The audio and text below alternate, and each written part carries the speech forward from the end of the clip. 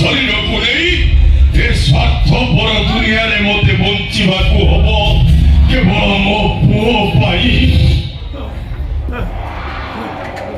ଯାହାକୁ ଜନ୍ମ ଦେଇ ତା ମାଟା ଆଗ ପରିକି ଚାଲିଗଲା।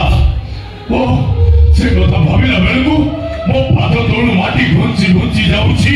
ଏ ଦୁନିଆଟା ମୋତେ ଅନ୍ଧାର ଦେଖାଯାଉଛି। ଆରେ ଏ ଦୁନିଆଟା ଯେ ଏତେ ବଡ଼ ସ୍ୱାର୍ଥପର, ସାମାନ୍ୟ ଟିକେ ସ୍ୱାର୍ଥ ପାଇଁ ଏଠି ମଣିଷ ମଣିଷକୁ ମାରିଦେବାକୁ ବି ପଛଉନି। ଏମିତି ଏକ କେସର ଶିକାର ହେଲି ମୁଁ। ମୋ ସ୍ତ୍ରୀର ଗର୍ଭ ଯନ୍ତ୍ରଣା ସାଙ୍ଗକୁ ପୋଲିସର ସାହିରେ